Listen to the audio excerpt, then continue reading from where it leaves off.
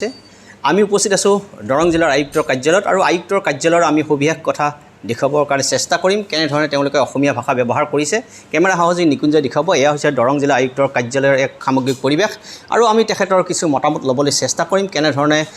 অসমীয়া ভাষা ব্যৱহাৰ কৰিছে বা এক বহাগৰ পৰাই অসমীয়া ভাষা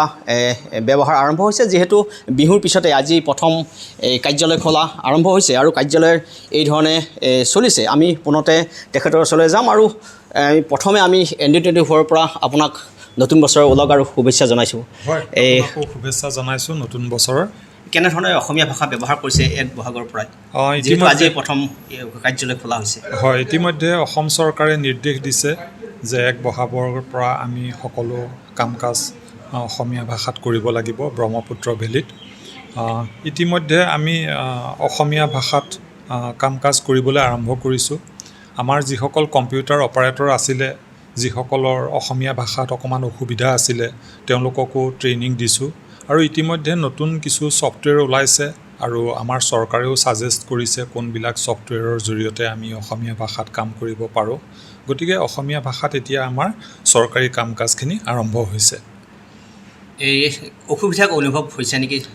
অসুবিধা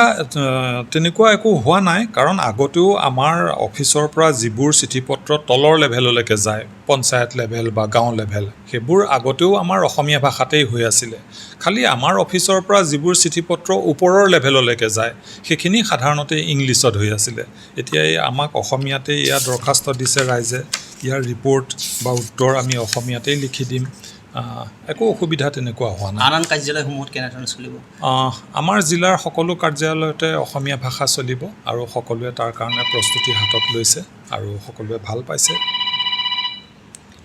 এই ধৰণে আমি দৰঙৰ আয়ুক্তগৰাকীৰ আমি কিছু মনৰ কথা ল'বলৈ চেষ্টা কৰিলোঁ আৰু কেমেৰা সহযোগী দেখুৱাব এই ধৰণে আয়ুক্তৰ কাৰ্যালয়ত তেওঁলোকে যাৱতীয় ব্যৱস্থা কৰিছে বা জিলাখনৰ যিসমূহ আন কাৰ্যালয়সমূহ আছে সকলো কাৰ্যালয়তে অসমীয়া ভাষা ব্যৱহাৰ কৰিব আমাৰ সহ আয়ুক্তগৰাকী আছে মই তেখেতৰ ওচৰলৈ আহিছোঁ পুনতে আপোনাক ND24 পৰা নতুন বছৰৰ ওলগ আৰু শুভেচ্ছা জনাইছোঁ হয় আপোনালোকে কেনেধৰণে আপোনাৰ তলৰ পৰ্যায়ৰ বা আপোনালোকে কেনেধৰণে সহায় সহযোগ কৰিছে কিবা অসুবিধাত অনুভৱ হৈছে নেকি অসুবিধা বিশেষকৈ হোৱা নাই বৰঞ্চ আমাৰ অসমীয়া ভাষা হোৱাৰ কাৰণে আমাৰ ভালেই হৈছে আমাৰ আয়ুক্ত কাৰ্যালয়ৰ তলৰ লেভেলত বহুত মানুহে অলপ ইংৰাজীত কেতিয়াবা আনইজি ফিল কৰে নিজৰ হয়তো ক'বলগীয়া কথাখিনি মানে ফুলাই ক'ব নোৱাৰে এতিয়া ভাষাটো হোৱাৰ কাৰণে তেওঁলোকৰ খুব সুবিধা হ'ব বিশেষকৈ পঞ্চায়ত লেভেলৰ মানুহখিনিৰ কাৰণে সুবিধা হ'ব যিটো কথা ইংৰাজীত অকণমান টান পাইছে এতিয়া অসমীয়াত শুদ্ধ আকাৰে আমালৈ লিখি পঠিয়াব আৰু ঠিক তেনেকৈ আমি অসমীয়াত আমি উত্তৰ দিবলৈ আমি সক্ষম হ'ম আদৰণি জনাইছোঁ খুবেই ভাল হ'ব এই ধৰণে আমি দৰঙৰ আয়ুক্তগৰাকীৰ ওচৰলৈ আহিলোঁ আৰু ND24 দৰ্শকসকলক আমি জনাবলৈ পাই সুখী হৈছোঁ যে এক বহাগৰ পৰাই অসমীয়া ভাষা কাৰ্যকৰী হৈছে সকলো চৰকাৰী কাম কাজত অসমীয়া ভাষা ব্যৱহাৰ হৈছে কিন্তু আজি বিহুৰ পিছতে আজি প্ৰথম কাৰ্যালয় খুলিছে আৰু কাৰ্যালয় খোলাৰ পিছতেই এই ধৰণে তৎপৰ হৈছে দৰং জিলাৰ আয়ুক্ত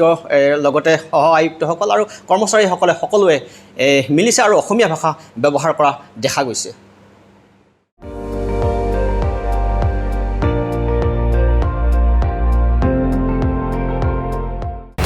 আপুনি চাই আছে ND24